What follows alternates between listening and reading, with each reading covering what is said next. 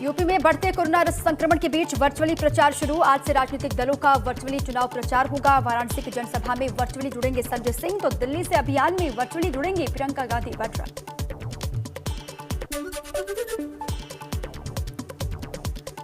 वैश्विक समाज को साधने के लिए भाजपा का बड़ा सम्मेलन। कानपुर में प्रदेश स्तरीय व्यापारी सम्मेलन। सीएम योगी, केंद्रीय मंत्री पीयूष गोयल होंगे शामिल। 30,000 व्यापारियों के शामिल होने का दावा।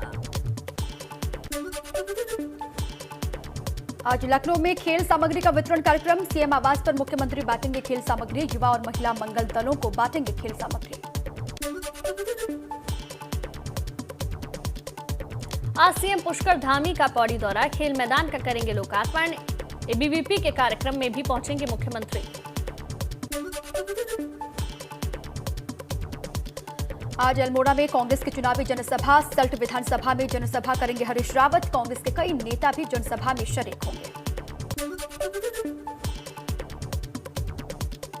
झांसी में भाजपा सांसद बृजलाल ने पंजाब में प्रधानमंत्री की सुरक्षा में चूक मामले पर राष्ट्रपति शासन लागू करने की मांग की। साथ ही सपा को बृजलाल ने आतंकी पार्टी करार दिया। कैबिनेट मंत्री गणेश जोशी ने मसूरी के ग्रामीणों को दी बड़ी सौगात। 136,99,000 रुपए की कई योजनाओं का किया शिलान्यास और लोकार्पण। जनता से 2022 चुनाव में फिर से जिताने की अपील भी की।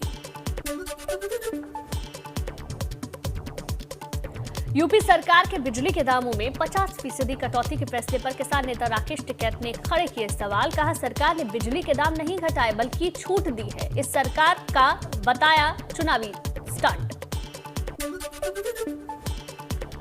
अलीगढ़ में ओवैसी की पार्टी के जिला अध्यक्ष गुफरान नूर ने बाबर के पक्ष में दिया बयान। जमालपुर में सभा के बीच गुफरान नूर ने लोगों से लगवाए बाबर राज के नारे। वीडियो सोशल मीडिया पर हो रहा तेजी से वायरल। दिल्ली और उसके आसपास के इलाकों में शुक्रवार रात से हो रही तेज बारिश। बारिश की वजह से तापमान में भी काफी गिरावट। ठंड भी काफी बढ़ गई। सुबह दिल्ली का 17 डिग्री सेल्सियस तापमान दर्ज किया गया। दिल्ली में 55 घंटे का वीकेंड कर्फ्यू जारी। शुक्रवार रात 10 से लगा वीकेंड कर्फ्यू सोमवार सुबह 5 बजे तक रहेगा लागू। जरूरी सेवाओं से जुड़े लोग ही कर सकते हैं यात्रा। हवाई और रेल यात्रा के लिए इजाजत है। दिल्ली में 24 घंटे के अंदर कोरोना वायरस के 17,335 नए मामले सामने आए। प्रदेश में संक्रमण की दर 17.73% पर पहुंची। इस जानलेवा वायरस से 9 लोगों की जान गई। मुंबई में कोरोना के चलते शहर की 123 इमारतें सील। शुक्रवार को कोरोना के 20,971 नए मामले सामने आए। 6 मरीजों की मौत भी हुई। महाराष्ट्र में शुक्रवार को 40,925 नए कोरोना के केस दर्ज किए गए। पंजाब में प्रधानमंत्री मोदी का काफिला रोके जाने के मामले में पुलिस ने आईपीसी की धारा 283 के तहत 150 अज्ञात लोगों के खिलाफ एफआईआर दर्ज की। कुलकरी पुलिस थाने में दर्ज की गई है एफआईआर। अमेठी में सपा नेता की प्रचार गाड़ी में सीएम योगी का गाना बजने का वीडियो सोशल मीडिया पर हो रहा वायरल, जिसके बाद पुलिस मामले की जांच पड़ताल में जुट गई है। दरअसल सपा नेता अशोक सिंह का कहना है कि दबंगों ने जबरन ये गाना बजवाया था। कांग्रेस को अलविदा कह सकते हैं इमरान मसूद। सूत्रों के हवाले से जानकारी। 10 जनवरी को अपने समर्थकों की बुलाई बैठक। पंजाब में प्रधानमंत्री मोदी की सुरक्षा में चूक के मामले में हरीश रावत ने कहा है कि अगर प्रधानमंत्री नरेंद्र मोदी आधे घंटे और रुक जाते तो कौन सा बम फूट जाता। उधर इस मामले पर भाजपा हरीश रावत पर हमलावर हो गई है। इस पर जो भाजपा राजनीति करना चाह रही है, एक सहानुभूति फैक्टर पैदा करने की जो कोशिश कर रही है, सत्यता ये है कि ये एक सिक्योरिटी लैप्स है और प्रधानमंत्री हाई सिक्योरिटी जोन में होते हैं, जिसमें केंद्र सरकार की सारी सिक्योरिटी एजेंसीज इन्वॉल्व होती है। तो कैसे प्रधानमंत्री के कार्यक्रम में बदलाव हुआ? यदि वो बदलाव हुआ, सड़क मार्ग से हुआ, तो उसको जो है एसपीजी से लेकर के दूसरी सुरक्षा एजेंसियों ने, राज्य सरकार की एजेंसियों के साथ सैनिटाइज क्यों नहीं किया पूरे रूट को जो है? हाँ, आधा घंटा यदि विलम्ब हो जाता तो कौन सा बम फूट पड़ता? मैं आज कांग्रेस के इतने वरिष्ठ नेता जिनकी आयु 73-74 वर्ष हो गई है, उनसे इस प्रकार के बयान की कतई भी अपेक्षा नहीं करते हैं कि वो निश्चित रूप से मैं इनके इस बयान की घोर भर्त्सना करता हूं कि आखिर इनको हो क्या गया है। कांग्रेस पार्टी किस दिशा में जा रही है कि बम ब्लास्ट जैसे शब्दों का ये उपयोग कर रहे हैं। हम अभी भूले नहीं हैं कि हमारे देश के अंदर हमने 2 प्रधानमंत्री खोए हैं और प्रधानमंत्री जी की सुरक्षा में इतनी भारी चूक हुई है। प्रधानमंत्री कोई किसी व्यक्ति कोई पार्टी का नहीं होता है, प्रधानमंत्री पूरे राष्ट्र के होते हैं, पूरे एक संवैधानिक संस्था होती है और उनके द्वारा इस प्रकार का बयान दिया जाना निश्चित रूप से दुर्भाग्यपूर्ण है। उत्तराखंड की जनता देशभक्त जनता है, ये कभी भी ऐसे बयानों को भूल नहीं सकती है। हम इसकी घोर निंदा करते हैं।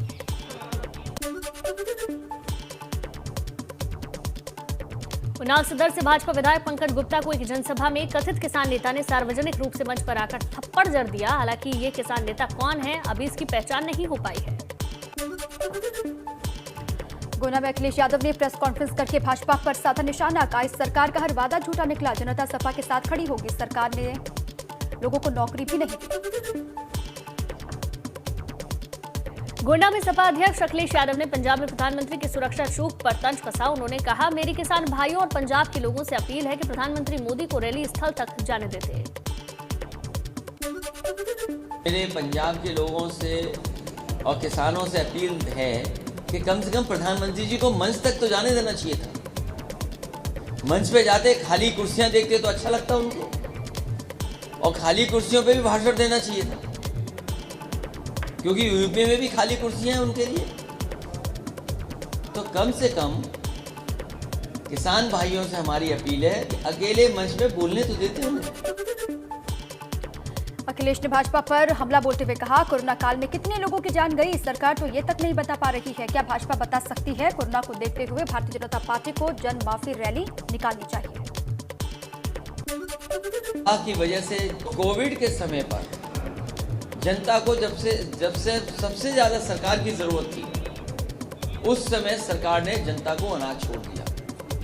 बहुत सारे लोग ऑक्सीजन और दवा की वजह से हमारे बीच में नहीं रहे। अगर उन्हें समय पर दवा मिल जाती, समय पर ऑक्सीजन मिल जाती, समय पर अस्पताल मिल जाता, तो बहुत सारे लोगों की जान बचाई जा सकती। कोरोना के खतरे के बीच बीजेपी के राष्ट्रीय मंत्री की बड़ी लापरवाही। पॉजिटिव होने के बावजूद भी अरविंद मेनन फ्लाइट पकड़कर गोरखपुर से नई दिल्ली गए। गोरखपुर में प्रदेश महामंत्री सुनील बंसल की बैठक में शामिल भी हुए थे। राम की नगरी अयोध्या को सीएम योगी ने दी बड़ी सौगात। छात्रों को मोबाइल और टैबलेट बांटकर बनाया स्मार्ट। कहा जल्द ही दुनिया में नाम करेगा उत्तर प्रदेश का युवा। विपक्ष पर जमकर बरसे मुख्यमंत्री योगी। कहा अब तो विपक्षी नेताओं को भी नजर आने लगी है रामनगरी। भाइयों बहनों, जो कहते थे कि अयोध्या में परिंदा भी पर नहीं मार सकता, आज अयोध्या के वैभव पर, अयोध्या के विकास पर और नए भारत के नए उत्तर प्रदेश और नए उत्तर प्रदेश की इस नई अयोध्या को देखने के लिए वे लोग भी अपने को नहीं रोक पा रहे हैं। सीएम ने मंच से संबोधित कर राम मंदिर को लेकर विपक्ष पर कसा तंज। कहा राम मंदिर के फैसले को लेकर लोग कहते थे अयोध्या में बहेंगी खून की नदियां। लोग कहते थे कि अगर अयोध्या में राम जन्मभूमि का फैसला हो गया तो खून की नदियां बहेंगी। तब मैं कहता था मच्छर भी नहीं मरेगा, क्यों फालतू बात कर रहे हैं। एक बार फैसला होने दो, अयोध्या में भगवान राम के भव्य मंदिर के निर्माण का कार्य आगे बढ़ने दो, प्रदेश में राम राज्य की शुरुआत हो जाएगी। पिछली सरकारों पर सीएम ने वार करते हुए कहा पिछली सरकारें अराजकता की प्रतीक थी। पिछली सरकारों ने प्रदेश को विकास की बजाय दंगों की आग में धकेला। सुनी में पिछली सरकारें उस अराजकता की प्रतीक थी। पिछली सरकारें विकास के लिए नहीं करती थी, प्रदेश को दंगों की आग में झोंकने के लिए, विखंडन की ओर ले जाने के लिए, वर्ग संघर्ष करने के लिए, जातीय दंगों को फैलाने के लिए पिछली सरकारें कार्य करती थी। और यही कारण था हर तीसरे दिन एक दंगा होता था प्रदेश। गोरखपुर में सीएम योगी आदित्यनाथ ने महंत अवैधनाथ जी की प्रतिमा का किया अनावरण। कई परियोजनाओं का किया लोकार्पण शिलान्यास। छात्रों को भी बांटे टैबलेट और मोबाइल फोन। उत्तराखंड में आम आदमी पार्टी ने जारी की उम्मीदवारों की पहली सूची। गंगोत्री सीट से चुनाव लड़ेंगे कर्नल अजय कोठियाल। चुनाव से पहले यूपी में जारी है परशुराम पॉलिटिक्स। लखनऊ में भाजपा की तरफ से भगवान परशुराम की प्रतिमा का किया गया अनावरण। डिप्टी सीएम दिनेश शर्मा कार्यक्रम में मौजूद रहे। भाजपा सांसद रीता बहुगुणा जोशी ने परशुराम की मूर्ति लगवाने के लिए कहा कि भाजपा ने ही मेरे बेटे ने श्रद्धा से ये प्रतिमा लगवाई है, इसे सियासत के चश्मे से ना देखें। देखिए, मैं साफ कर दूं, ये ना तो राजनीति है और ना ये भाजपा ने स्थापित किया है। हमारे पुत्र मयंक जोशी जी ने लखनऊ के ब्रह्म समाज के भावनाओं को मानते हुए उनकी मांग पर एक प्रतिमा तैयार कराई। यूपी में मुसलमानों की हालत पर ओवैसी ने centre for development policy and practice के नए आंकड़ों का किया जिक्र। प्रेस कॉन्फ्रेंस करके कहा कि प्रदेश में सिर्फ 28.49% मुस्लिम ही प्राथमिक शिक्षित। 48% मुस्लिमों के पास यूपी में अपनी जमीन भी नहीं है। लखनऊ में प्रेस कॉन्फ्रेंस कर असदुद्दीन ओवैसी ने बोला सरकार पर हमला। कहा यूपी के मुसलमानों के साथ हुई नाइंसाफी। किसी भी सरकार ने प्रदेश के मुसलमानों को उठाने का काम नहीं किया। खौफ दिखाकर हासिल किया वोट। उत्तर प्रदेश के मुसलमानों के साथ नाइंसाफी भी हुई और डेलिबरेटली उनको बैकवर्ड रखा गया। और चाहे सरकार किसी पार्टी की हो, उन्होंने उत्तर प्रदेश के मुसलमानों को उठाने के लिए कोई काम नहीं किया और सिर्फ डराकर, फुसलाकर या उनका खौफ दिलाकर वोट हासिल कर। और इसी बीच मुरादाबाद से बड़ी खबर मिल रही है। भ्रष्टाचार के आरोप में 14 वाणिज्य कर अधिकारियों को निलंबित किया गया है। लापरवाही और कर चोरी में संलिप्त अधिकारी निलंबित किए गए हैं। निलंबित किए गए अधिकारियों में 2 एडिशनल कमिश्नर भी शामिल हैं, 4 ज्वाइंट कमिश्नर हैं, 4 असिस्टेंट कमिश्नर जिन्हें निलंबित किया गया है। निलंबन कार्रवाई में 4 वाणिज्य कर अधिकारी भी शामिल हैं। इन लोगों ने मिलकर 25 लाख रुपए का घपला किया था, जिससे कर की क्षति हुई थी। तो ये बड़ी खबर आपको बता दें, निलंबन कार्रवाई में 4 वाणिज्य कर अधिकारियों का शामिल होना बताया जा रहा है। इसके अलावा तमाम और अधिकारी भी इसमें शामिल बताए जा रहे हैं।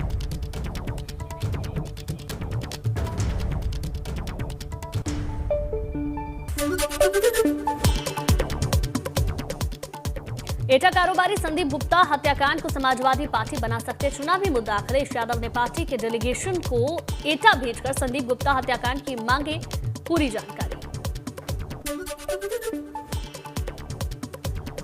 मथुरा में श्री कृष्ण जन्मभूमि विवाद पर सियासत के बीच बयानबाजी भी तेज हो गई है। कांग्रेस नेता प्रदीप माथुर ने कहा है कि यहां भगवान श्री कृष्ण का भव्य मंदिर बना हुआ है। अगर कोई मंदिर बनाना चाहता है तो मथुरा में कहीं और बना ले। इसको लेकर ऊर्जा मंत्री श्रीकांत शर्मा ने कांग्रेस पर पलटवार किया। मैंने कहा ना, इनके जो नेता है राहुल गांधी जी, वो भगवान राम को नहीं मानते। इनके नेता जो जिनका आप जिक्र कर रहे हैं वो कृष्ण जी को नहीं मानते। तो हमारा जो काशी मॉडल है उस पर हम अपने जो हमारे दिव्य और पवित्र स्थान हैं उनका सबका हमारा संकल्प। अपनी पुत्रवधू के लिए चुनाव मैदान में उतरे कैबिनेट मंत्री हरक सिंह रावत। लोगों से किया संवाद। लेंसडाउन विधानसभा में कई कार्यक्रमों में शामिल भी हुए। कांग्रेस नेता हीरा सिंह बिस्टनिक का बड़ा बयान सामने आया। कहा दल बदलू नेताओं को पार्टी में नहीं मिलनी चाहिए जगह, सिर्फ अपने स्वार्थ को देखकर दल बदलते हैं। अगर पार्टी लीडरशिप स्ट्रिक्टली कदम उठा तो नहीं लेना चाहिए। ऐसे लोगों को सबक मिलना चाहिए जो अस्थिरता पैदा करते हैं, जो खरीद फरोख्त करते हैं, जो पैसों पर बिकते हो, नीलाम होते हैं। उन लोगों को कांग्रेस में कोई जगह नहीं होनी चाहिए। बड़ा स्पष्ट मत मेरा है कि उनके बिना कांग्रेस चलेगी क्या? कौन सा ऐसा बहादुर आदमी जिसके पीछे पूरे उत्तराखंड की जनता पीछे पागल हो रही थी? ऐसा कुछ नहीं है। सब स्वार्थ के लिए आ रहे हैं, रोजी रोटी के लिए नहीं। चलिए, इसी बीच एक बड़ी खबर से रूबरू आपको करवा दें। नोएडा से है। नोएडा में आज फिर सबसे ज्यादा कोरोना मरीज मिले हैं। जी हां, जनपद गौतम बुद्ध नगर में बीते 24 घंटे में 1000 के पार कोरोना के केस आए हैं। संक्रमित मरीजों का आंकड़ा भी लगातार बढ़ रहा है। बीते 24 घंटे में 1141 नए कोरोना संक्रमित मरीज यहां पर मिले हैं। और जिले में कुल एक्टिव मरीजों का आंकड़ा पहुंच चुका है 3,527। अब लगातार हर गुजरते दिन के साथ आंकड़ों में किस तरीके से इजाफा हो रहा है वो देखिए। नोएडा की स्थिति लगातार बिगड़ रही है। 24 घंटे का डेटा आपको अब लगातार दे रहे हैं। 24 घंटे में नोएडा में लगातार मामले बढ़ के सामने आए।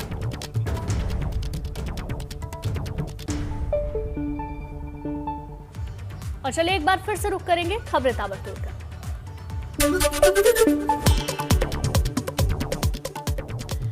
पूर्व सीएम हरीश रावत ने खनन के मुद्दे पर धामी सरकार पर साधा निशाना। कहा 3 महीनों में सबसे ज्यादा बदनाम हो चुकी है सरकार। नदियों का खनन लिख रखा है भविष्य की बर्बादी की कहानी।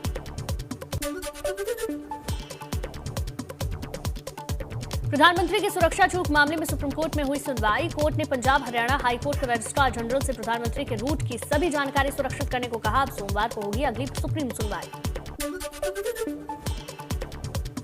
पीएम मोदी के पंजाब दौरे के दौरान सुरक्षा में हुई चूक मामले की जांच तेज हो गई है। एमएचए की 3 सदस्यीय टीम पहुंची फिरोजपुर। प्याराना पुल पर टीम ने जुटाई जानकारी। पंजाब पुलिस के कई अधिकारी भी मौजूद रहे। प्रधानमंत्री मोदी की सुरक्षा में हुई चूक पर पंजाब के मुख्य सचिव ने केंद्र सरकार को रिपोर्ट भेजी। सूत्रों के मुताबिक रिपोर्ट में मुख्य सचिव ने फैक्ट्स के बारे में जानकारी दी। नोएडा के सांसद महेश शर्मा ने पंजाब में पीएम की सुरक्षा चूक मामले में कार्रवाई की मांग की है। कहा यह कांग्रेस की साजिश थी। एमएचए पंजाब सरकार को बर्खास्त करे। साथ प्रधानमंत्री के साथ जो हुआ है वो कांग्रेस की सरकार, पंजाब की सरकार को बर्खास्त किया जाना चाहिए और इस तरह की घटनाओं की जीरो टॉलरेंस स्वीकार्यता की स्थिति बननी चाहिए ताकि आगे से भी ऐसे कदम